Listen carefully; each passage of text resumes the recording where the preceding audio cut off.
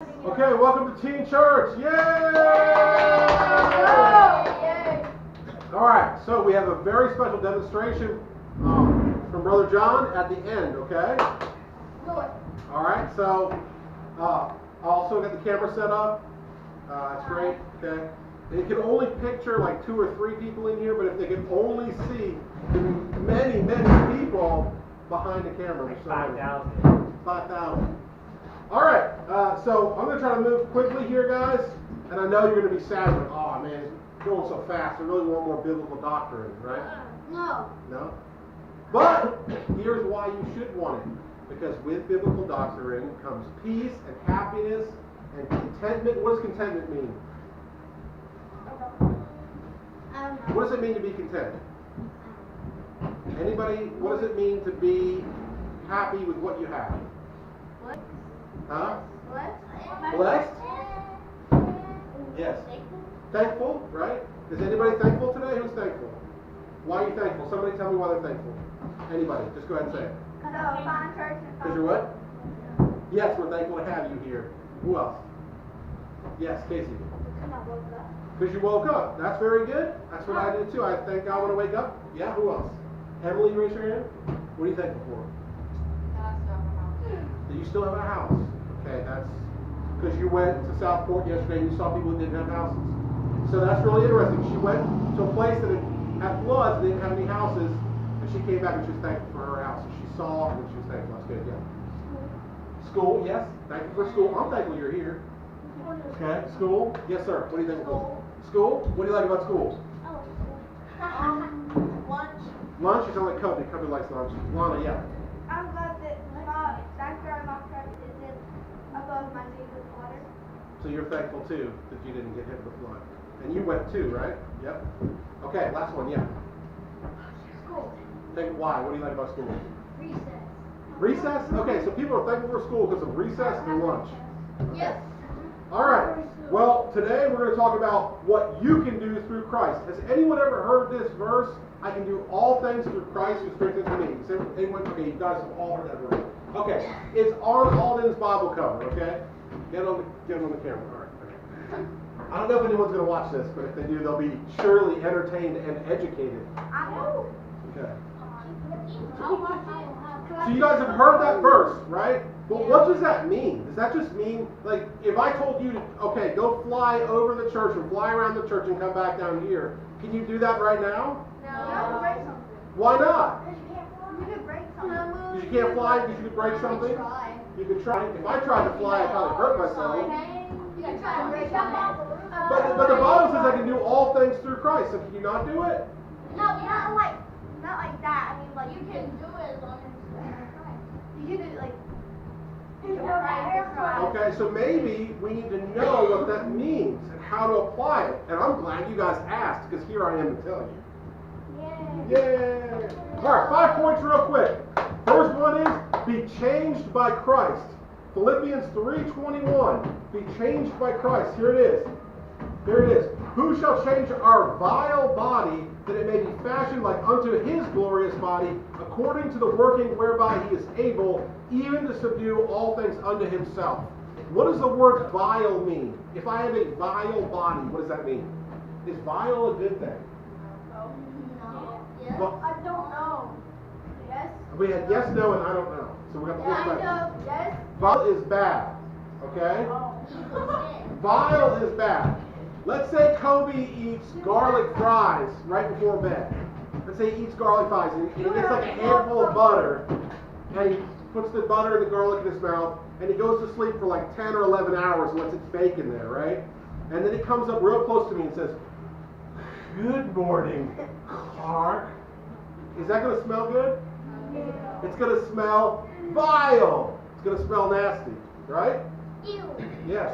Ugh, yucky. Not that Kobe's breath smells, but it would smell bad. So vile is bad. Can anyone give me an example of someone acting vile? What does it mean to act vile? Dying. Pretend you're dying? Okay, you could trick someone, make them feel bad. What else? Somebody jumping out of the window of a skyscraper, kind of like when. Yes, trying to hurt themselves. What else? Somebody bumped into Someone breaking into a shop, right, doing something wrong, vile, right, saying cuss words, someone said, that's vile. Not listening to the teacher, that's vile. What else? What's vile? Yes. Fighting your sister. Oh, because they're brothers and sisters. People, all millions of people watching can't see that, but there's a brother and sister. Okay. Oh, my sister's over there. Okay. I'm Okay. Ready?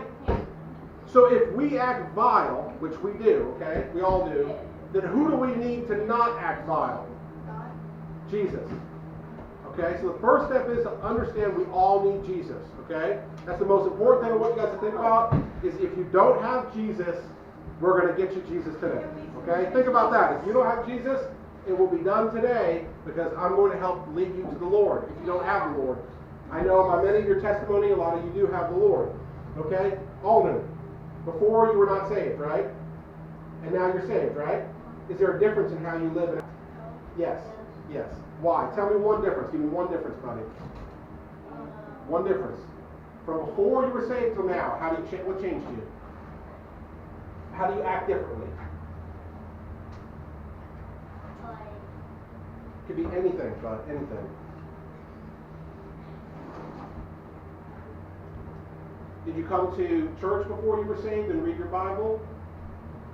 You did? Okay, so that's not it. What else? What could change after you got saved? Okay, you think about it and get back to me, okay? It's okay. Just one thing that changed from before you were saved till now. What could change? What could change if when you're not saved and you get saved? What could change? You read the Bible more. The music you listen to, that's really good, yeah. You pray, okay, and you mean it, yeah. New friends you hang out with. New friends you hang out with, good. Who you're around. Who you're around. Clothing. Does any of that ring a bell? Maybe. Still thinking about it. Yeah. How you occupy your time. How you occupy your time. I know that when I got saved, I changed to listen to music I listened to. I used to listen to really bad music. And I would listen to a song that was talking about burning yourself inside or something. And then I'm I can't figure out why I'm so upset. Maybe it was the song that I was listening to. Or I would read something that made me very sad. And I'd say, why am I so sad? And I think maybe it's the thing I was reading. But once I got saved, I stopped listening to that music, and I stopped reading those things, and I started reading the Bible more, and I started listening to more Christian music, and I started feeling a lot better. Does that make sense? So the first thing we need to do is know Christ, and when we know Christ, that's how we can change for the better. Secondly, we have to go to Christ. Philippians 4:6. Very quickly, Philippians 4:6.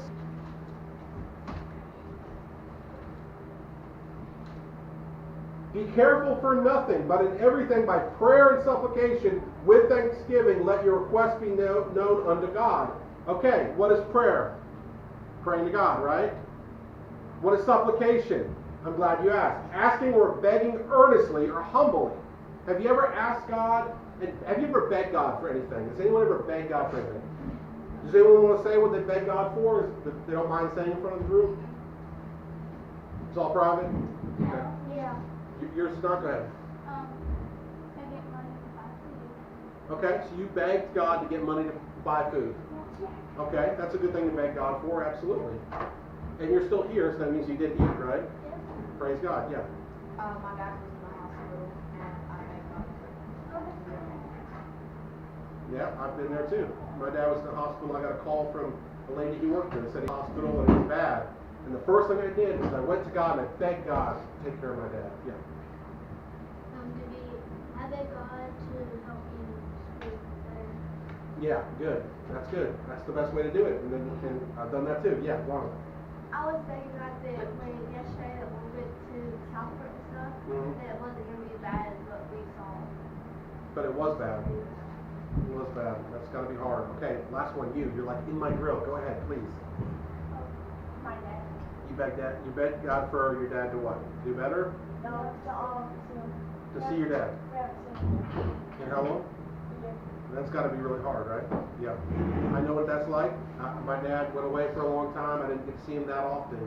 And all you can do is beg God. And the great thing about God is God's your heavenly Father. So even if you don't get to see your dad here, you can see God through prayer and through reading the Word of God, and He's like a heavenly Father. These are great things to beg God for. And what the Bible says is when you pray with that begging, that supplication, God hears your prayer and gives you food and gives you a chance to see Dad and gives your dad a chance to live on and lets me see my dad and so on and so forth.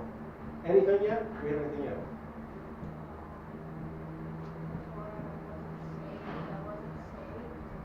Before you were not saved, you were not saved. I agree with that. You didn't listen to the right things. I agree with that. But now you're saved and... Okay. And how old are you? 9? Okay, so he's 11 years old, right? An 11-year-old, my 11-year-old boy, I used to be an 11-year-old boy, and all I wanted to do was play video games and drink Jolt Cola and eat fries. Okay?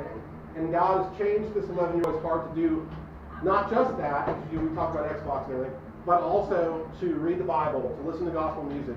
Only God can transform you like that, because no matter how much man could tell you to do it, if it's not in your heart, you won't want to do it. That's great. That was worth waiting for. Thank you. Okay, and now Alden is called to preach, and so that's the next level right there. All right, so we've got what you can do through God, changed by Christ, go to Christ in prayer and supplication. Number 3, think on Christ. Okay, so Philippians 4, 8 through 9. Philippians 4, 8 through 9. Finally, brethren, whatsoever things are... Who's got a Bible? Who's got a Bible? You do? Okay. Oh, it's gone. What? Okay. Who wants to read? Philippians 4, 8. Okay. Who's going to read it? Kobe. You there? Okay, Kobe. I told Kobe he's got to behave. I didn't tell him. I think he thought I meant he knew. 4, 8. 4, 8. Okay, Kobe, ready? Finally, brethren, whatsoever things are true, whatsoever things are honest, whatsoever things are just, whatsoever things are pure, whatsoever things are lovely, whatsoever things are of good report, if there be any virtue and if there be any praise, think on these things. Okay, great. Thank you, Kobe. Stop. Okay, so the Bible says think on things that are pure, lovely, or good report. What's pure? What's pure? What's pure? What's pure? I said pure. What do you think of? Huh? Heart. Pure heart. Okay, what's pure? What's pure? Good. Huh? Good. Oh, good. Okay. What's pure? Okay, happy. Well, happy, good, pure heart. That's probably things that make you feel good, things you don't do that are bad, right? So if you did something bad, you wouldn't be happy. Okay. What's lovely? What's a lovely? Besides me, what's lovely? Me. You're lovely? Okay, besides us, what's lovely? Yes, ma'am. Flower. Flowers are lovely. Flowers are so lovely. Yes. Eyes. Eyes? What are these Pictures? Huh? Huh? What's pure? What's pure? Water. Okay, that's good. Water. Okay, water can be pure if you filter it. That's a whole other message. I like that. Okay, pure, lovely. Last one, good report. What's a good report? Somebody that has not talked a lot. Somebody that has not talked a lot. I've talked a lot. What's a good report? A good report card? Yeah, a good report. Okay, so if you have a good report card, that means you're doing well. It's a good report. The Bible says to think on these things, okay? Think on things that are pure, lovely, and good report, right? Right. Okay. If there's any virtue in praise, think on these things. So, what's pure, lovely, of good report? Is Jesus that way? Yes. So when we think on Jesus, it helps us be closer to Him. The Bible says, if I be lifted up, as in Jesus, and God is lifted up, He'll draw all men unto Him. That means all people, right?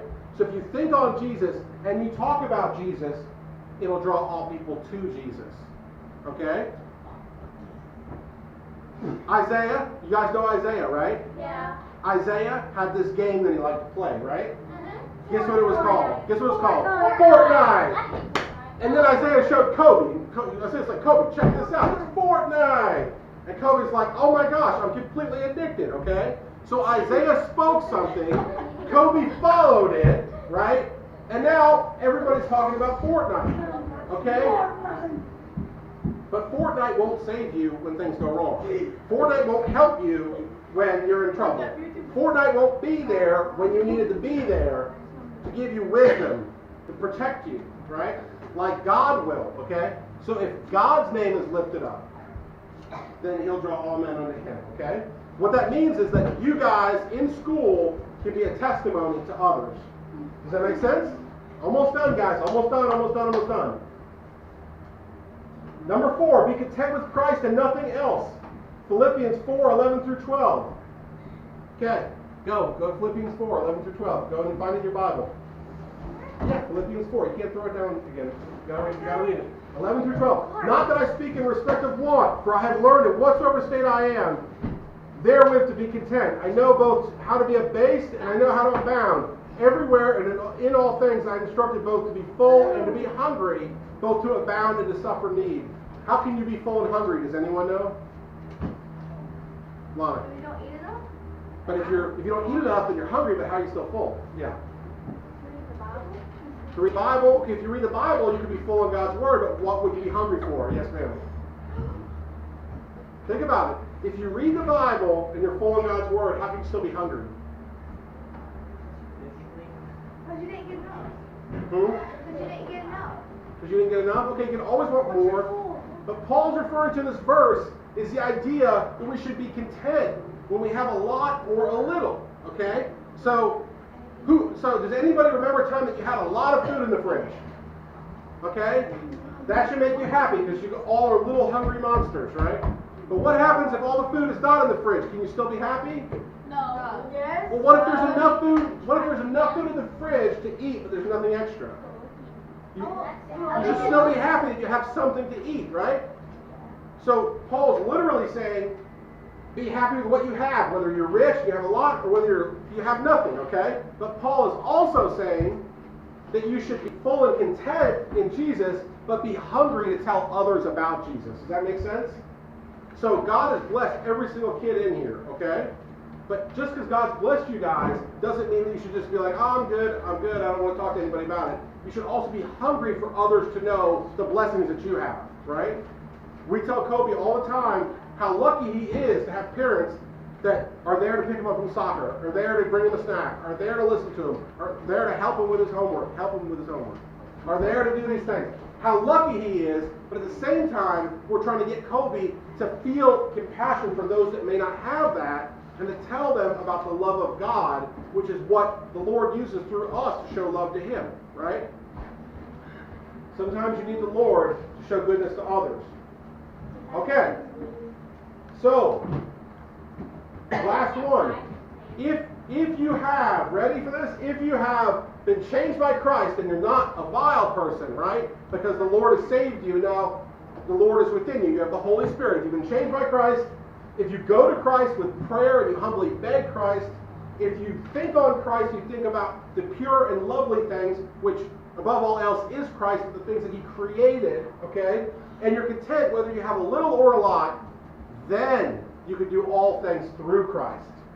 Because you're close to him, because you're thinking about him, because you're happy whether you have a little or a lot, and because you're changed by him. Does that make sense? What do you think? Is that pretty good? Like, do you guys feel that? Is that good? Do you guys have questions about that? No. Okay. Now, is there anything that God can't do? No. Okay. What if you were to be put to death? What if you say you were to be lit on fire? Could God protect you from that? No. You think no? Who thinks yes? Yes. You guys want to find out? Yeah. Okay, John T's going to do an example. John T's doing an example. John T, take it away, buddy. Okay. John T's doing it. John T's doing it. Everybody listen to John T. Okay, guys, listen to John. Get your chocolate. Okay, you want the crowd right here? I can't. Okay, guys. Okay, come on up. I'm coming. Okay. Come on up. Okay, this knows about Shadrach, and Abednego. Okay, guys, watch John. Everybody watch John. In the book of Daniel, there's King Nebuchadnezzar. King Nebuchadnezzar wanted to make a statue out of gold of himself. And he was so proud of this statue that he wanted the whole town to come worship him. So on dedication day, he said, everybody must bow to this statue, and those who don't be sent into a fiery furnace to die. Out of all the people that were there, only 3 people didn't bow. That was Meshach, Shadrach, and Abednego. The king asked, why do you not bow? They said, we only bow to one God, our true God. The king was mad, so he sent them into the fiery furnace. And when they were in that fiery furnace, the king asked, did we not burn 3 men? And the guard says, no, yes we did. But then why do I see 4? That 4th person looks to be the image of God. They were bound up, tied, but when they walked out, they were set free. Nothing, everything was still intact. Their clothes, their hair was not burned. So God protected them because they had their faith in God. And I'm about to show you now.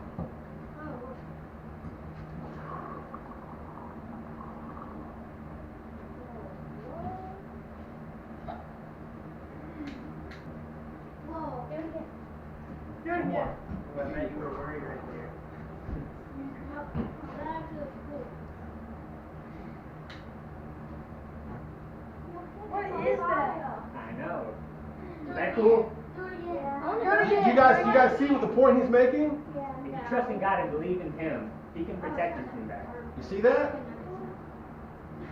Last one. Okay, last one before John burns his hand off. Yeah. Does it hurt? Smell it. Is that water?